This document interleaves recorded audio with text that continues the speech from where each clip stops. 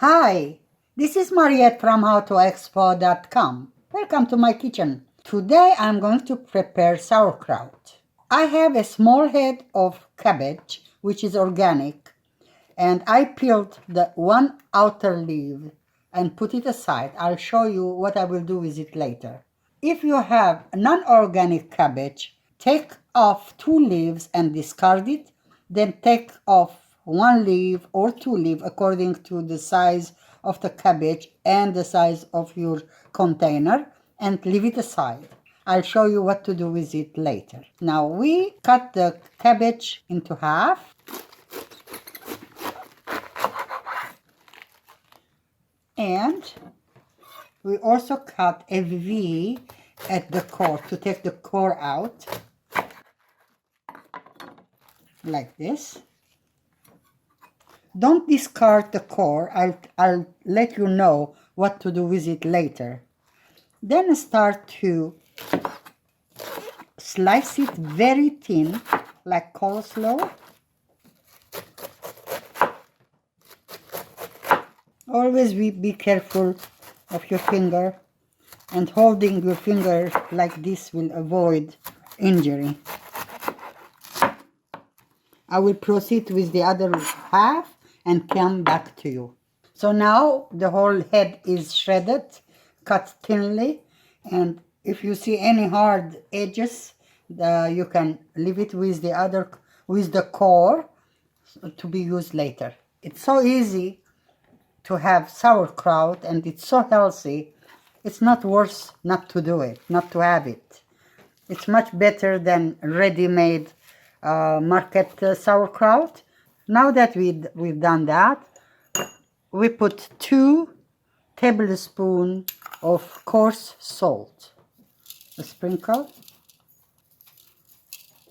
Now I have to knead it, but I'm not that tall, so I'm going to put a step under my feet so I can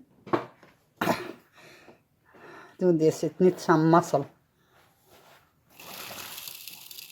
Mix well.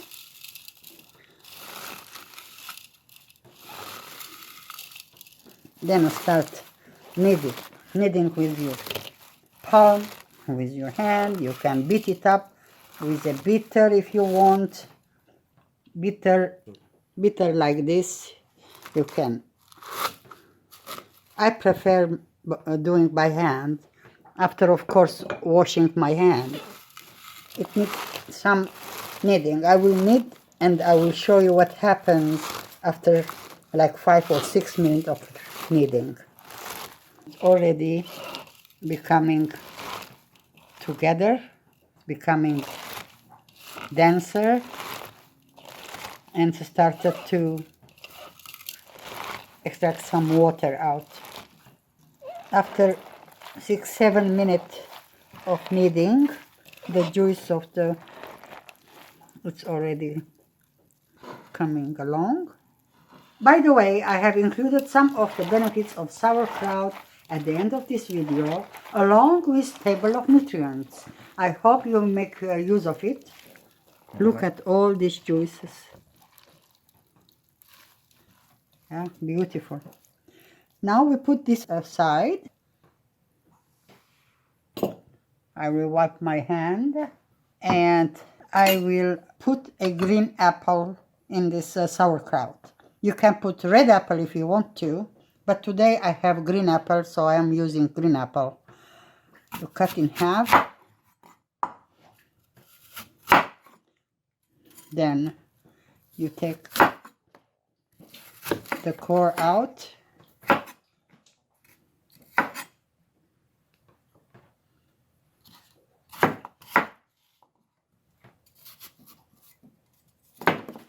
Oops. Almost got away. Shy from the camera.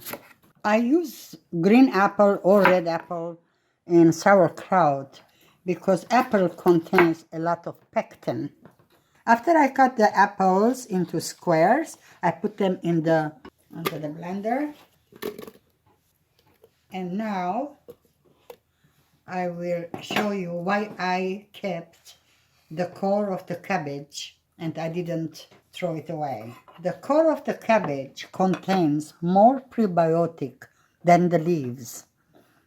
It's all concentrated in in the core. So I cut it into slices.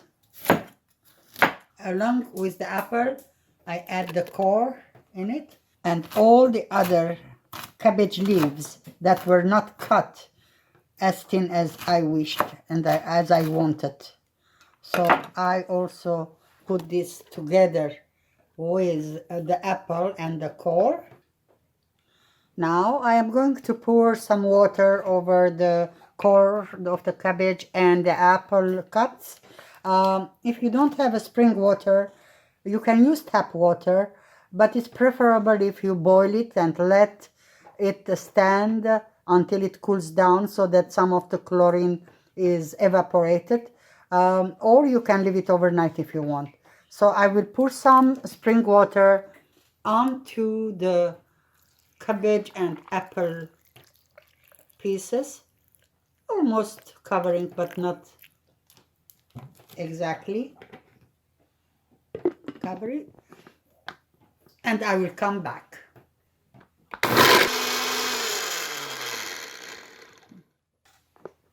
Now the apple and the core is all mushed up. I bring the cabbage and mix it with the apple and core mixture and mix both together, and this is all it is. Now you put in a jar and I will push it down as much as I can so they are stuck together more and more.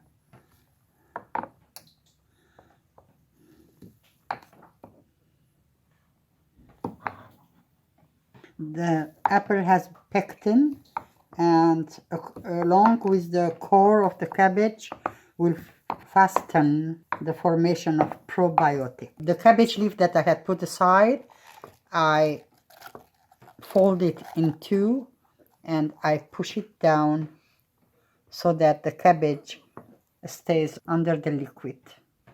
Then I put the lid on and put in a corner in the kitchen. After a few days, when you see some bubble coming up, just lift the lid to let the carbon dioxide escape and put it back. And at that time, every time you burp, you have a chance to taste the sauerkraut.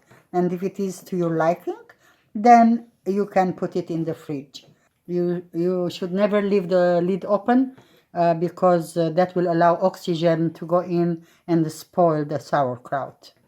Although sauerkraut has a long shelf life, I prefer mine to be in the fridge. Also, when you you have just done it, find a cozy space in your kitchen which has no draft, and let it stay there for a couple of days. And by the way, you can definitely find sauerkraut in the stores, but make sure that the sauerkraut you are going to buy is not pasteurized and doesn't contain preservatives or sugar.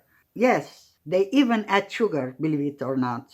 And why we don't want pasteurized sauerkraut? The pasteurizing process kills all the beneficial probiotic in the sauerkraut. Then what's the point eating it when the probiotic we are seeking will not be there? It's so easy to make the sauerkraut that it's best if you do it at home.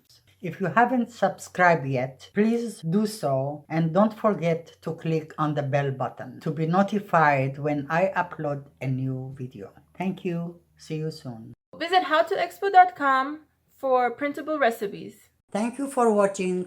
See you soon.